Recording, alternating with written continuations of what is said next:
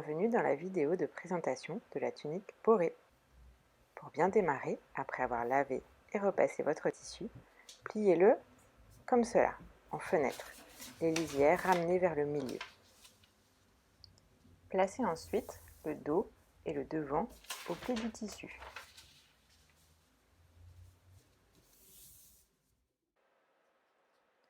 Il reste un petit peu de place, on place aussi la poche. On épingle en place.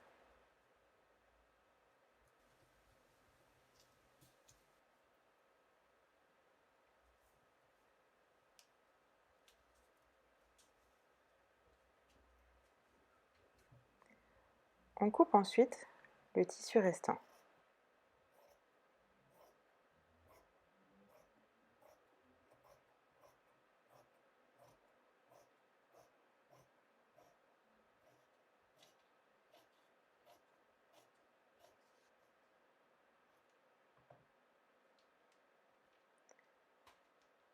Ce morceau-là va être plié en deux, lisière contre lisière, pour permettre de placer la manche et les parmentures.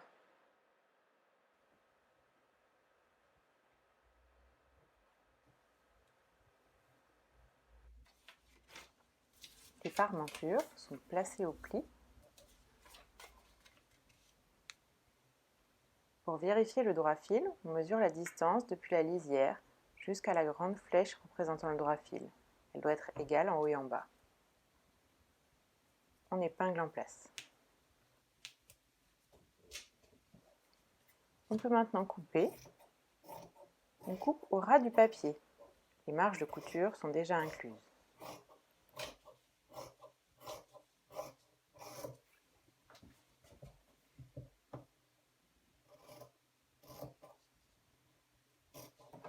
On reporte maintenant l'écran de montage. Sur la manche, 2 crans dans la marge de couture pour le devant, un seul pour le dos, la tête de manche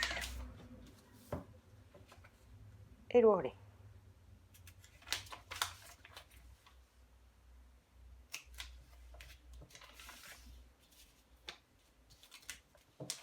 Dans la manchure dos, un cran. Dans la manchure devant, 2 crans. On va maintenant repérer l'emplacement de la poche. Pour cela, à l'aide d'une épingle et d'un crayon textile, on va reporter les 4 angles sur l'envers du côté gauche.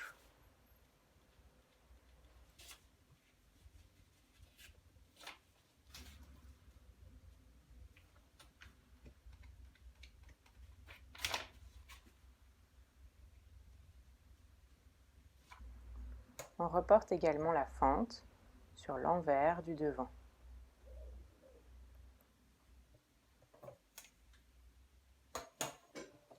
On coupe aussi les parmentures au pli du thermocollant.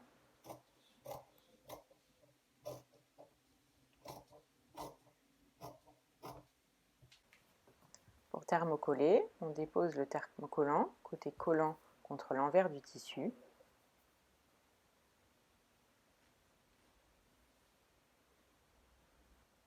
Puis on vient presser au fer sans jamais le faire glisser.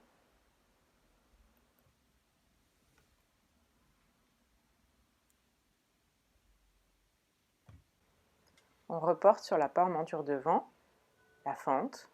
Dans mon cas, j'ai un patron qui est un peu court, j'ai donc allongé la fente. Ce n'est pas le cas chez vous, votre patron a été corrigé.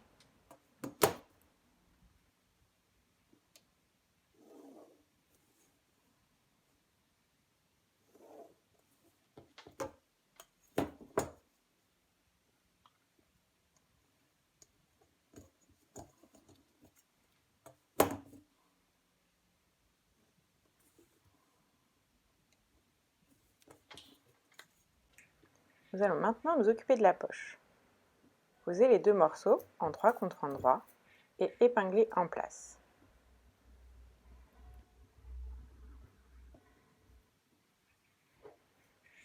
Placez des repères pour penser à laisser une ouverture lorsque l'on va coudre tout autour.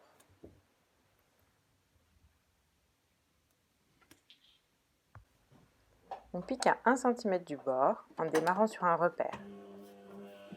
Pensez à réduire la longueur de point à 1,5 dans les angles pour les renforcer.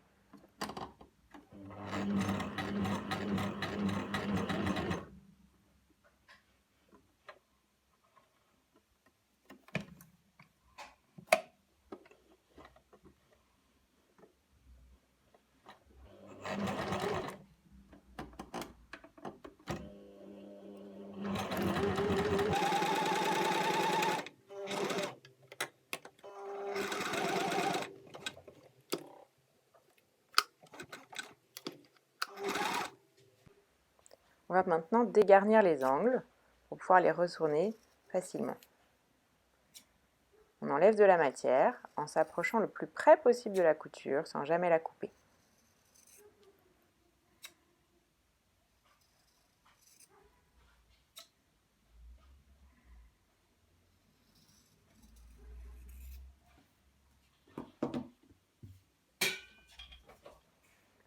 On peut maintenant retourner. J'utilise un retourne-colle pour faire sortir les angles.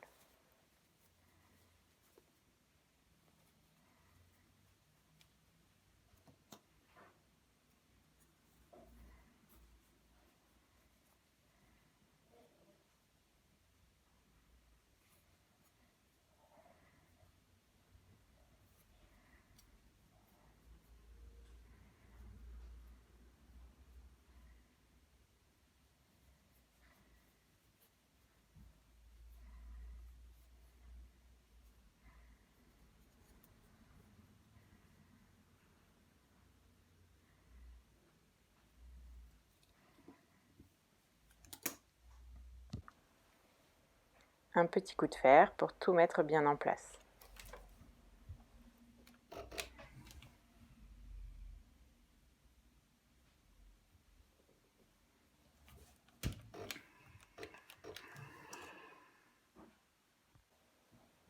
Toujours au fer, on va plier le rabat.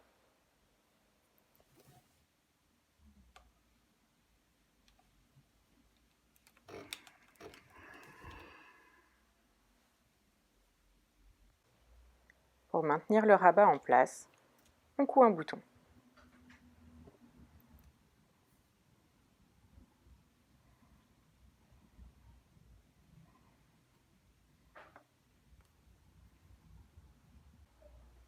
À l'aide des repères précédemment marqués, on positionne la poche sur le devant.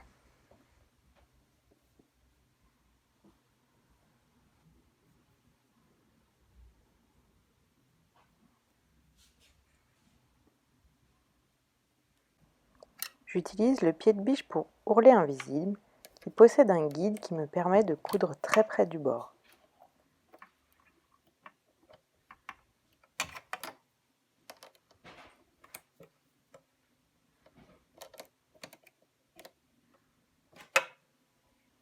Je pique ainsi les 3 côtés de la poche.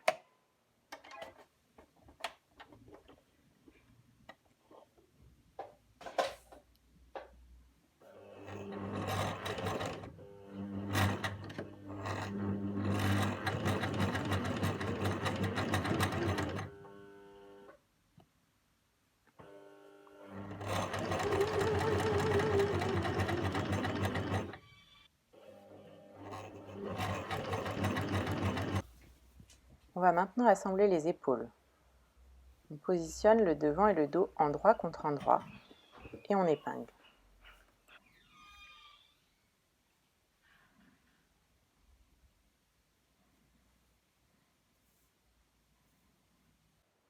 On pique à 1 cm du bord avec le pied de biche standard.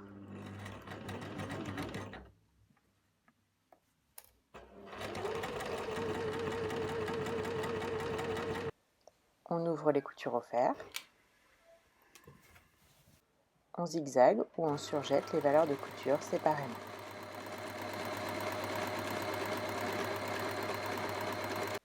On fait de même avec la parmenture. Endroit contre endroit, on épingle les épaules. On pique à 1 cm du bord.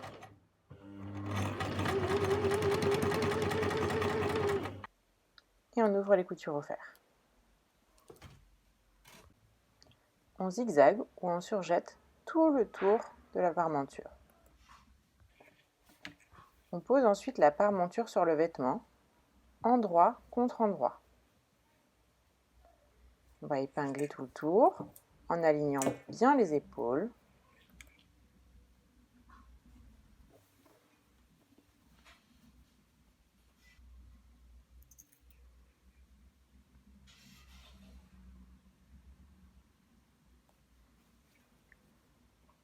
On épingle ensuite l'encolure dos.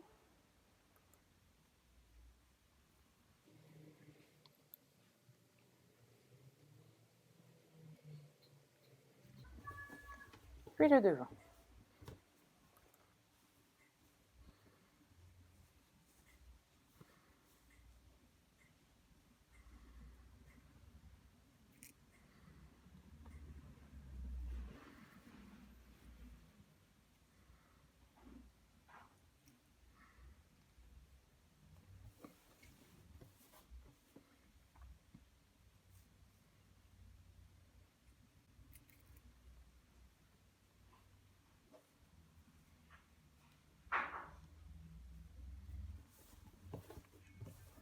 On met bien à plat pour bien positionner la fente.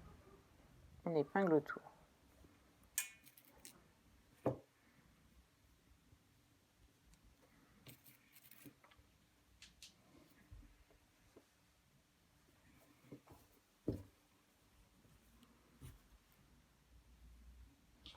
Voilà, c'est prêt. On va maintenant piquer toute l'encolure et la fente en une seule fois. On pique à 1 cm du bord.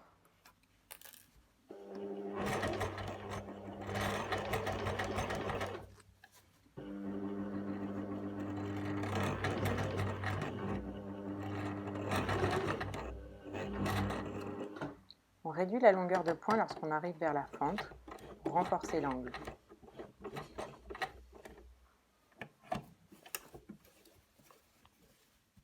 On suit le trait que l'on a tracé.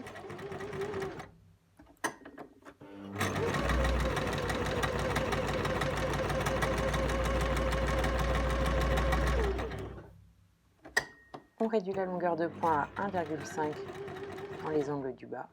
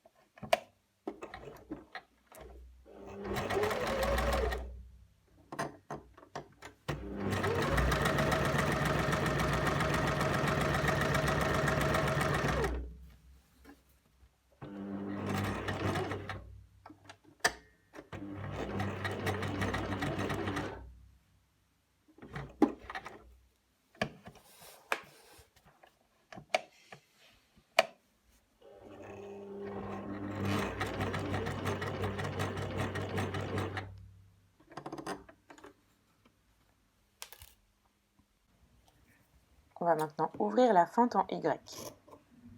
On coupe au milieu, puis en direction de chaque angle. On coupe bien profond, sans jamais couper le fil.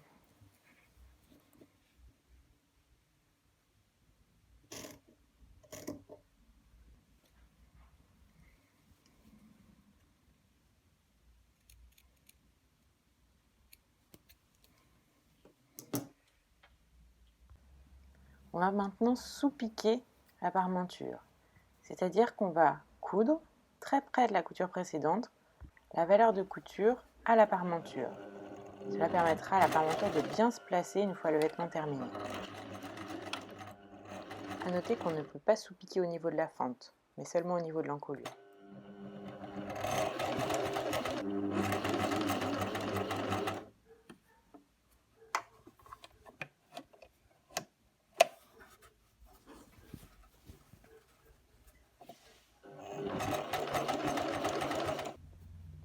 va maintenant cranter les arrondis.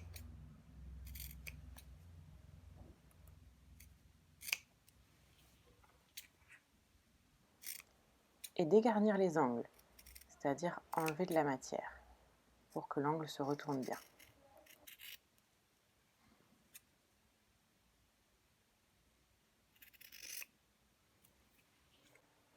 On peut maintenant rabattre la parmenture sur l'envers. Je vais à nouveau utiliser le retourne-colle pour faire sortir les angles.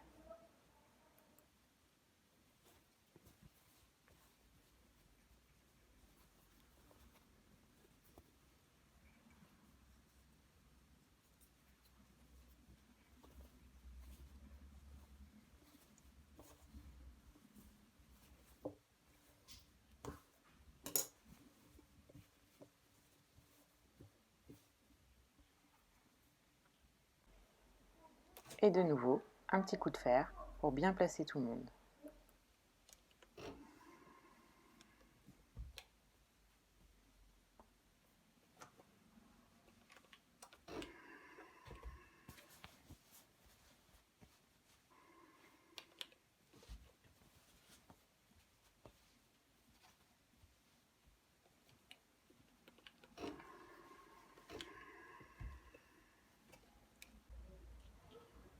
On va maintenant former la pâte en pliant de cette manière.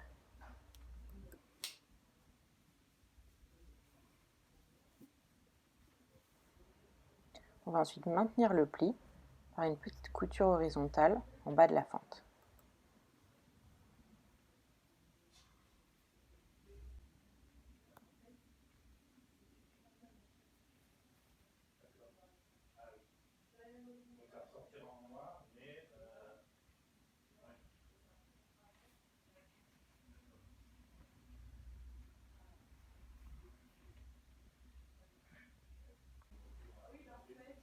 Il faut bien sentir sous les doigts pour piquer à travers toutes les épaisseurs.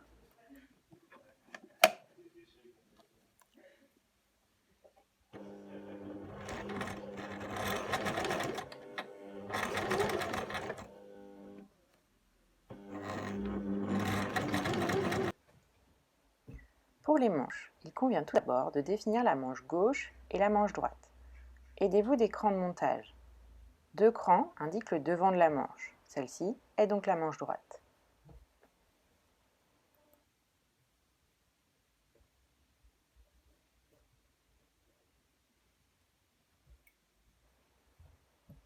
On va donc poser endroit contre endroit la manche sur le vêtement et épingler d'abord les extrémités,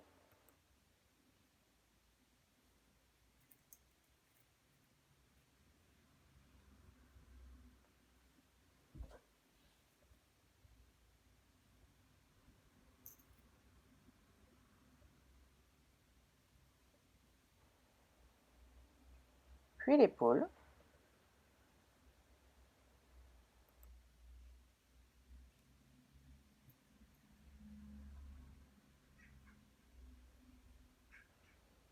et enfin l'écran.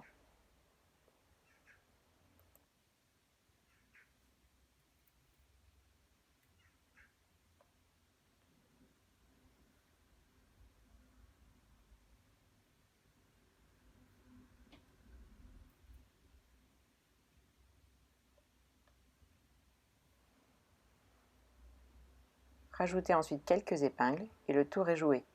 Cette manche n'a pas beaucoup d'embut, elle ne devrait pas vous poser de problème.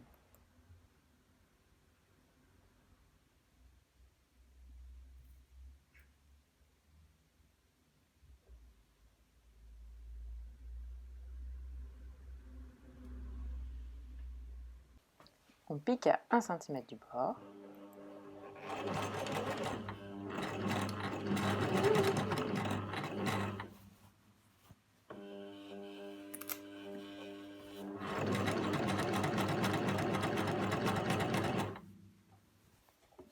On zigzague ou on surjette les valeurs de couture ensemble.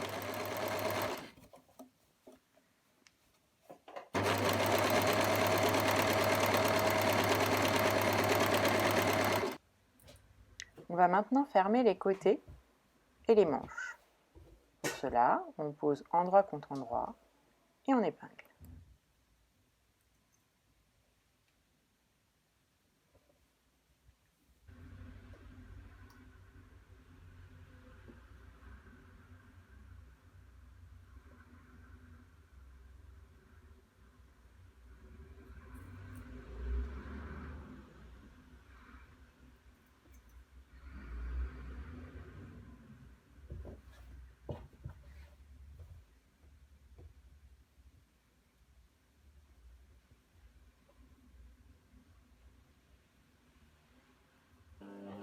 On pique à 1 cm du bord, les manches dans la continuité du corps.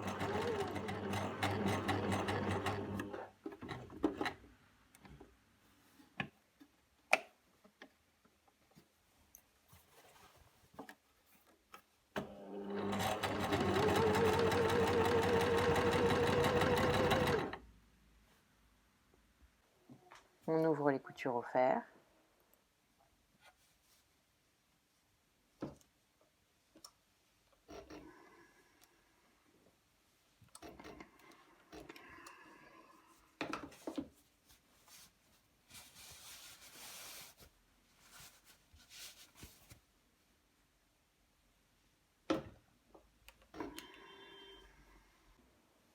On zigzague ou on surjette séparément.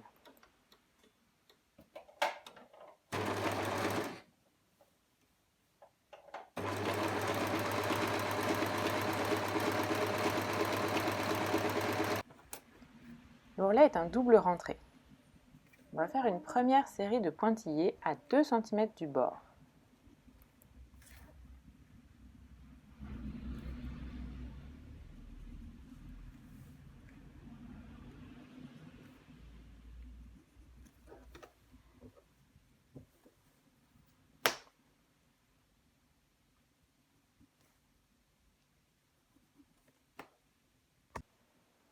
On va plier de 1 en ramenant le bord du tissu contre les pointillés.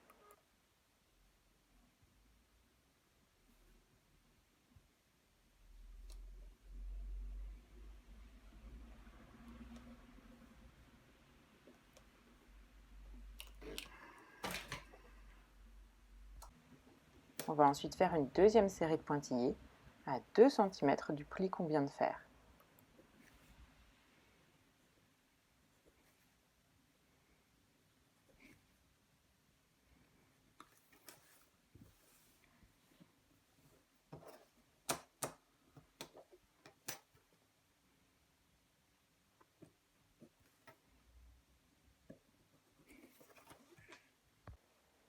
Et on plie ainsi une seconde fois au fer en amenant le premier pli contre les pointillés.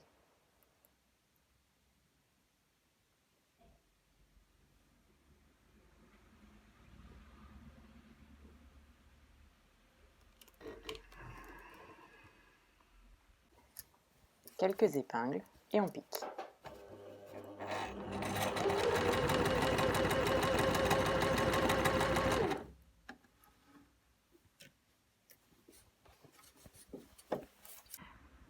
Pour la manche qui est étroite, je préfère retourner et me mettre à l'intérieur.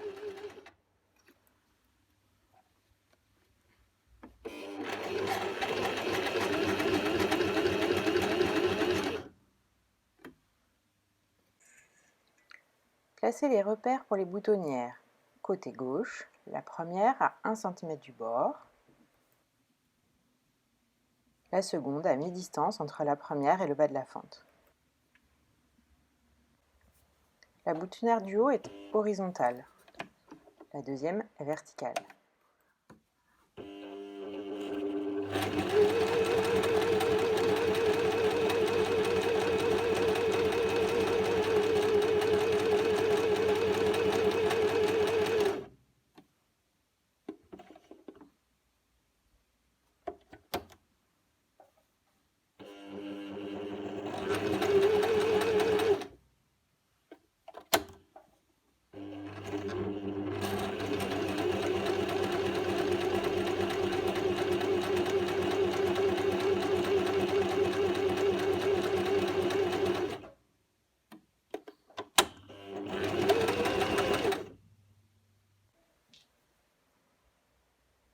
On ouvre les boutonnières.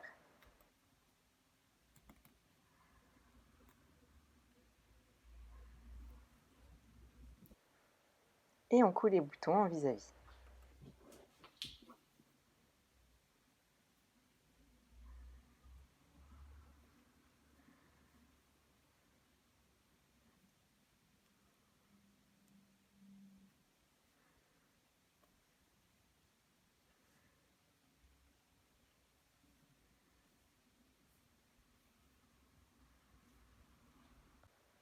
Voilà, c'est fini.